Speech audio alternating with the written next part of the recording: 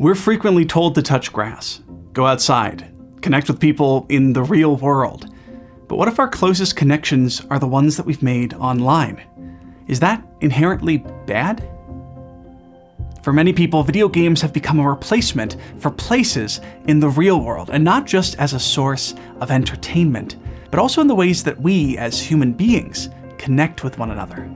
Today, we're looking at how video games represent the new social frontier and what it means for all of us.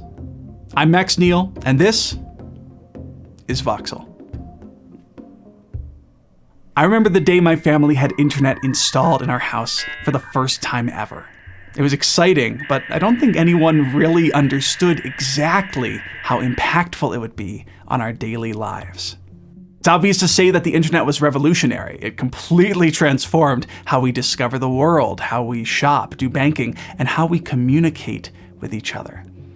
Hilariously terrible 90s websites aside, one of the biggest selling points of the internet was that it would connect us to one another, and it did.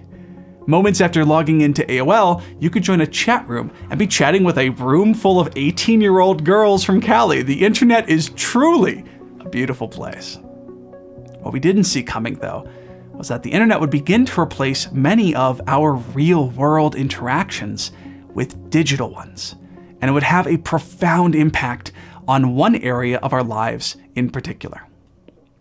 I grew up in the inner city of Chicago, in a neighborhood that was safe enough to let me bike around the block or walk to the store and get snacks, but your life as a kid in a city is largely governed by your parents, which meant school from 8 to 4, after-school activities and free time from 4 to 6 o'clock, dinner from 6 to 7, homework from 7 to 8, bedtime at 9, and then up for school again the next day. To keep me busy and off of the family computer, my parents filled my schedule with social activities like music lessons and sports. Sports did not last long.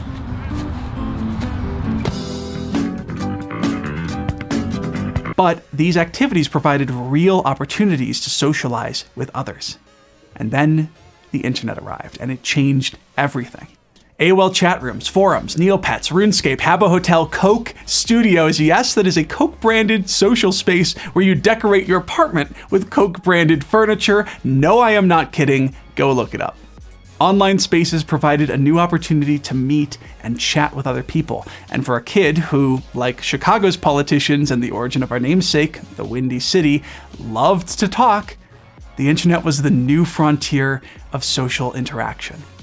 I was raised online by total strangers, some dubious, but most were just humans like me who were looking for somewhere, anywhere, to connect with people.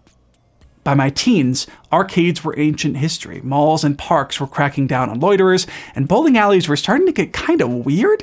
Like, what happened to bowling alleys in the 2000s? I don't understand. So cafes and bookstores and the internet became my social outlet, my third place. The third place is a societal concept coined in 1989 by sociologist Ray Oldenburg, who theorized that our lives are separated into three important places. The first place is your home, where you feel most connected and comfortable, but are also isolated to close family and friends. The second place is where you work or go to school. You spend time around a relatively consistent group of coworkers or classmates who typically come from a very similar background to you. And between them somewhere is the third place. Places at the heart of our local communities. Places like coffee shops and town squares and bars where we're exposed to new people and new perspectives and new ideas. These are the places where we build relationships with one another and find our sense of place and belonging. In the past, the third place was restricted to a physical space, but today, it now also exists in the digital world.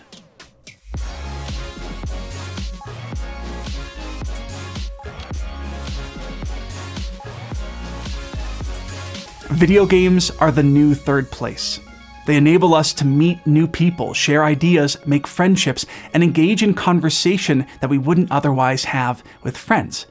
I remember some of my first exposure to ideas, beyond those held by family and friends, happened here, in the Mage Quarter of Stormwind. While most discussions between my guildmates focused on the game, World of Warcraft, It was inevitable when you spend enough time with someone online to discuss things outside of the game. Our hobbies, our interests, our political opinions, our personal opinions seep into discussions in the digital space, just like they do at a bar after a few too many drinks. From me. I was defending myself. For people living in remote areas, whether that's a small town or abroad in a country where we don't speak the language, games can be our connection to the rest of the world. They help us meet people with similar identities that aren't as represented in our local communities. They can connect us to people who share our interests and hobbies, not just in games, but outside of games. Maybe even help us feel a little bit less alone sometimes. And they can broaden our perspective on the world, too. Join any online game, and you're connecting to players across the planet, maybe who speak a different language or who have a fascinating life story that you wouldn't know unless you ask. Games give us unparalleled access to a diversity of people not found much anywhere else.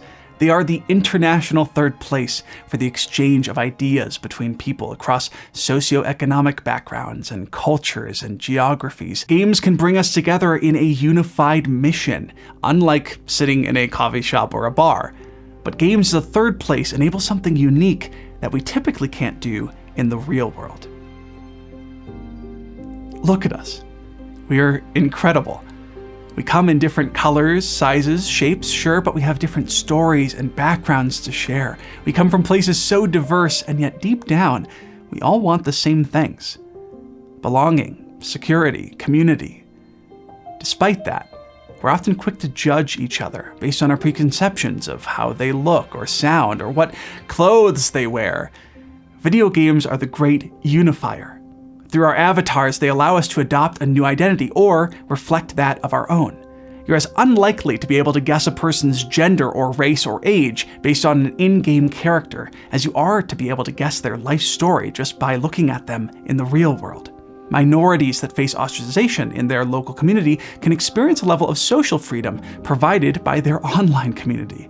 The same thing goes for women and those of other gender identities that face immediate judgment. These parts of our identities can be obscured if we choose. And let me be clear, no one should ever feel ashamed of what they look like or who they are. But this digital obfuscation can open conversations and opportunities to social spaces that would otherwise be closed to us. They can help us feel more comfortable in our digital selves, even just for a period of time before we become comfortable showing that in the outside world. In that way, games allow us to look past physical appearances and help level a very unlevel social playing field. Hey, my turn, big guy. The flip side is that anonymity provides as much opportunity for access as it does the potential for abuse. Something as true to us as our own voices can betray our digital identities. And as many female gamers can attest, that can open them up to being the target of verbal, even in-game, attacks from players who feel emboldened by being anonymous. The internet creates a degree of separation that makes it difficult for some people to humanize one another. And it's enough to make some of us go from acting like this to acting like this. Whether it's discrimination or just sheer ignorance or just an excuse to experiment with being cruel to others, we have as much potential for cruelty online as we do kindness and empathy. It is a lot easier to be unkind on the internet where we can't see the repercussions of our behavior than it is to be unkind in person, and that threatens the potential of online spaces as social places. I think about this a lot, how some players are quick to treat each other disrespectfully in online games versus when they're standing face to face, and so I went searching for a solution. Well, psychologist and all-around mind genie Dr. K has theorized how we should address negative online behaviors when we encounter them, and I think he might be onto something. And my experience with gaming is that I actually think it just takes 10% of the player base to change the culture of a MOBA. That's my hypothesis. And the reason that I say that is that, like, if someone is toxic, and then one person says, hey man, can you just be like a little bit less of an asshole and can we try to win? Like, imagine how epic it's going to feel if we win this game. And then they're going to troll you, they're going to flame you, they're going to call you a simp, they're going to call you a cock, white knight, whatever. And then you feel like you lost that. And then in the next game, if someone says the same damn thing, and then in the third game, in the fourth game, in the fifth game, in the sixth game, in the seventh game, if people say, hey man, do you want to actually try to win or do you just want to troll us? If that happens for 6 games in a row where just one person speaks up, I think MOBAs would be a completely different place. I honestly believe we all have a responsibility to help foster positive communities online. Being able to speak up against hate and discrimination is one of the most powerful tools we all hold in some way or another, but we have to use it. In the same way that a particularly hateful player might dehumanize someone to call them names or put them down online, we also run the risk of doing the same thing by chalking it up to them being a fundamentally terrible person. But humans are more complex than that, and we all know the type of person who gets a bit too heated in competitive play. That person has the potential for growth, but it only happens if we speak up. Look, some days you just want to play some video, hit the mute button, move on. But if you're feeling inspired to make some change in the world, say something. Unless we repeatedly speak up against hate online, the culture of our third places is going to start to deteriorate. Another issue in video games as a third place is that games are impermanent. I think back to when the Halo 2 servers shut down. There was an entire community of players who knew each other from online matches they'd been playing. But as the overall number of active players was dwindling, the decision was made by Microsoft to shut the servers down entirely. And in one drawn-out final breath, that community vanished forever. Loss of community is something that is very familiar to social gamers. Servers shut down, friends move on to other games, or maybe a game just changes in such a fundamental way that it loses the reason that you were there in the first place. This is no different to your favorite cafe closing for good, but games perhaps put into perspective the sheer number of lives affected by these decisions. I'll be looking more into how game design specifically is changing and affecting the third place in a future video, so hit the subscribe button if these kind of topics are as interesting to you as they are to me. On the topic of loss, I moved to the Netherlands at the beginning of 2019, and I largely lost my ability to connect in person with family and friends back home. But online games helped me pick up the slack. They were my way of keeping in touch with old friends, even making new ones in Amsterdam. Living in Europe gave me a new perspective on the world, and social games enabled me to share and reflect on that experience, both with friends and with total strangers. If I wasn't a gamer, I probably would have come up with some other way to socialize. But games were a unifying element among my friends, and they helped lower the bar to entry when it came to maintaining contact. They were my lifeline back to people who really knew me and really cared about me. But because of the reasons above, they were a tenuous connection that may have disappeared in the blink of an eye. There are some major implications of digital third places that we are just beginning to realize. When I was a kid, I spent a lot of time inside. So whenever I would act up at home, maybe I blew off a school project or I had a fight with my younger brother, when my parents would ground me, I wasn't locked in my room where my computer was. Instead, I was forced outside and I had my computer taken away. And this would have been fine if games were just a source of entertainment for me, but they weren't. They were also my door to community and socialization.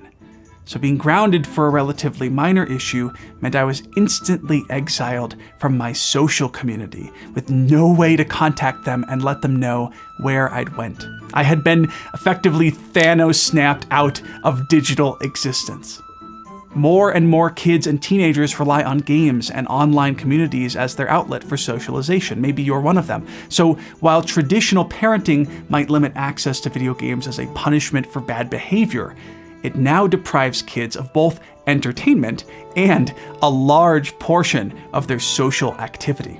Games have become a way to socialize. So what a lot of parents don't recognize is that when you restrict the game, you are also taking away your child's social support network. And so a lot of the resistance that kids will send their parents' way is because they're actually getting many psychological needs met by the video game. And imagine if I were to tell you, hey, like for the next 2 weeks, you're not allowed to see a single person that you like, right? That's what parents don't realize what they're really taking away from the kids. I am not a parent, but if you are and you're watching this, consider that games aren't just a plaything anymore. They can be our connections to people who best understand us, and losing that, whether you're grounded or you're limited on the amount of time that you can access games, or maybe just the game servers got shut down, that can feel incredibly isolating. Now, on the other side of this, some people are becoming reliant on games for multiple aspects of their lives and mental health. Games are entertaining. Yeah, they give us an escape from our day-to-day that allows us to relieve stress and anxiety, just like books or television. But when we also rely on them for a majority of our social connectedness, the decision on a beautiful day is made much easier to sit inside and play, rather than get out into the real world around us. Living a balanced life is incredibly important. And I fear as we become more online, we're spending less time outside connecting with people in our local community. There is a whole world out there full of places to explore and people to meet. So remember that while games might present easy access to a community and to connections with others, you can accomplish the same thing at a bookstore or a cafe or a local meetup. When you aren't out for that, games are going to be there when you get home. But hey, I want to hear about your experiences with games as a social space. Maybe you've made your best friend online. Maybe you have fond memories of a particular game. I would love for you to share your stories that inspire you down in the comments below. It might just be featured in a future video. And until then, see you later, gamers.